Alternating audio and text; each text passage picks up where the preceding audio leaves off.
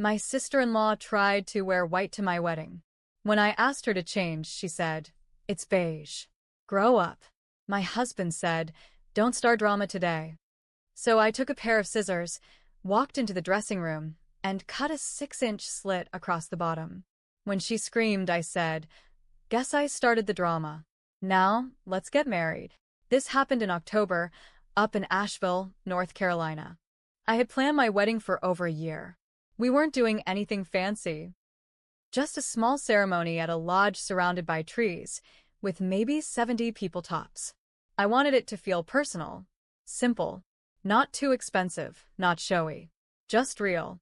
Everything was on track. The venue looked perfect. The food was delivered on time. The music was exactly what we wanted. The weather held up. Everything was going right. Until Mara showed up. Mara is my husband's younger sister. She's 28, works in marketing, and thinks she's better than everyone. The kind of person who pretends to be nice but always makes these little comments that dig under your skin. Like, she once told me, "You're brave for wearing horizontal stripes." Stuff like that. I don't like her. Never have. But I've always kept things civil for Mark, my husband. He's close with her, even though she's never really respected him either. They lost their parents a few years ago, and I think he feels like it's just the two of them left. So I tried. I tried to get along. But Mara never liked me. I could feel it from the start. I think she thought I was taking her brother away or something. She'd smile to my face and then say stuff behind my back. She made the bridal shower about her. She threw a fit about not being made a bridesmaid. And during our rehearsal dinner, she showed up late, wearing a white lace top and tight pants. Everyone noticed. So when my cousin Kelsey walked into the bridal suite that morning, I already knew something was wrong. She had that look, tight mouth, wide eyes. She said, "Danielle, don't freak out." I said, "What happened?" She hesitated, then said, "It's Mara. You need to see what she's wearing." My stomach dropped. I followed her out into the hallway. And there Mara was, standing near the main entrance like it was a red carpet event. She was wearing a full-length gown, off the shoulder. Beige silk. But it wasn't just beige. It was the kind of beige that photographs as ivory. And the material caught the light in a way that made it shimmer like a wedding dress. It clung to her body and flared at the bottom. Her hair was done up in curls. Full face of makeup. Heels. A clutch. It was like she came dressed for a bridal shoot. I stood there, silent for a second. My ears started ringing. I walked straight up to her and said, "What the hell is this?" She blinked at me like I was crazy. "What do you mean?" I pointed at her dress. "Are you serious right now? You wore that to my wedding." She shrugged. "It's beige. It's not white." I said, "You need to change. I don't have anything else. You're not walking into the ceremony in that." She gave me that smirk she always gives. "Are we really doing this now? Grow up, Danielle." I could feel my throat tightening. My face felt hot. I turned to Mark, who had come over after hearing us argue. He looked at Mara, then at me, and said, "Please don't start drama today." I stared at him. "You're kidding, right?" He sighed. "Just let it go. Let it go." I turned and walked away without saying another word. My hands were shaking. I went back to the bridal suite, where the florist had just finished up. On the table was a pair of sharp scissors they'd used to trim ribbon. I picked them up, walked straight back down the hall. Mara was in the dressing room, checking herself in the mirror like she was the star of the show. I didn't say anything. I stepped behind her, grabbed the hem of her dress, and sliced it with the scissors. Clean and deep. A 6-inch slit right across the bottom. She screamed, jumped back. "What the hell are you doing?" I looked at her. Calm. No checking. No smile. Guess I started the drama. Now, let's get married. And I walked out. She ran out after me, holding her dress up like I'd stab her instead of a piece of fabric. Her voice echoed down the hallway, loud enough for guests in the main room to hear. "Are you insane? You just ruined my dress." I didn't turn around. I just kept walking toward the bridal suite. I could hear her heels clicking behind me. Mark caught up first. He was red in the face, angry and embarrassed. He pulled me aside just outside the suite. "What the hell was that, Danielle?" he said, voice low but harsh. "She wore a dress that looked like a damn wedding gown, Mark. It's beige. You really think cutting it was the way to handle it?" I stared at him. "She's been pushing me for years, and you've let her. Every time she crossed a line, you made excuses. This was our wedding day, not hers." He shook his head like he didn't know what to say. Then Mara came storming up, holding the torn hem in her hands like a dead animal. "She needs to apologize," she hissed, eyes wide with rage. "You don't get to destroy someone's clothes just because you're insecure." That was the word that set me off. Insecure. "You think this is about insecurity?" I snapped. "You wore that dress to get a reaction. You didn't get attention at the bridal shower. You weren't made a bridesmaid. You needed a moment, and you thought you'd steal mine." She opened her mouth, but I didn't let her talk. "You came to my wedding dress like the bride. If I had let it slide, you would have smiled through the whole ceremony thinking you got away with it. Well, you didn't. Now you get to spend the night in a torn dress that everyone will remember you for." Mark looked between us, clearly panicking. "Can we just calm down? The ceremony starts in 20 minutes. Mara turned to him. "You're really going to let her get away with this?" He didn't answer right away. He looked at me, eyes searching for something.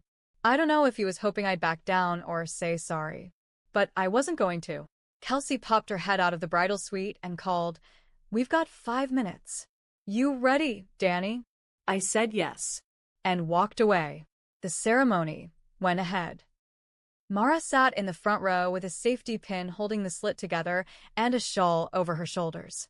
I saw her sulking the entire time, but I didn't care. At least not in that moment.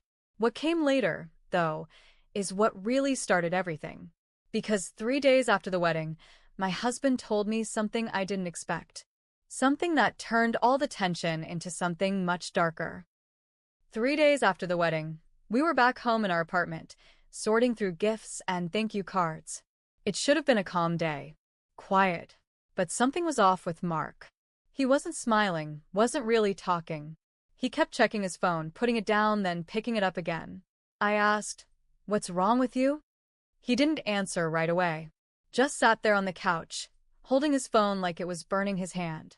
Then he finally said, "Mara's not speaking to me." I laughed. "Good." He didn't laugh back. "She's really upset. She should be embarrassed." He looked at me, then stood up and paced around the room. That's when I knew it wasn't just about the dress. Something else was coming. "She sent me a long message," he said, "about the wedding, about you, about how you've treated her." I rolled my eyes. Of course she did. What did she want? An apology? She can forget it. He hesitated. "She said, she told me to be careful. That you're controlling. That you've been pushing me away from my family." I laughed again, but this time it sounded cold even to me. "You mean the same family who barely talks to you unless they need something? Your sister who made the day about herself? That family?" She said you've always been jealous of her. I snapped. "You believed that?" "No. I mean, not really." But the way he said it, not really, it hit different. He was hesitating, second-guessing me. And that's when I realized. This wasn't just about the wedding anymore. Mara was trying to drive a wedge between us. And maybe she had already started. So I asked, "What else did she say?" He looked away. "She said you told her you didn't want me talking to her anymore. That you said I should cut her off." My blood turned to ice. "I never said that." I told him, voice flat. "I've always told you to handle things with her how you want. I just don't let her walk all over me." He didn't respond. That night, while he was in the shower, I opened his phone. I know it's wrong. I know. But I had to see for myself. I didn't even need his passcode. He never changed it. There were dozens of texts between him and Mara, but one stuck out. It was from the night before the wedding. She had sent a picture of the beige dress, and she wrote, "Think Danielle will lose her mind over this?" And Mark replied, "Just don't push her. Not today. Not no. Not don't wear it. Just Don't push her.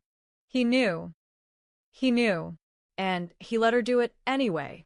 I put his phone down. Something had changed. Not just with her. With him too. I couldn't unsee that message. This wasn't over. Not by a long shot. I didn't say anything that night. I went to bed beside him, just like always. But I didn't sleep. I kept thinking about that text. That smug little angel emoji she added.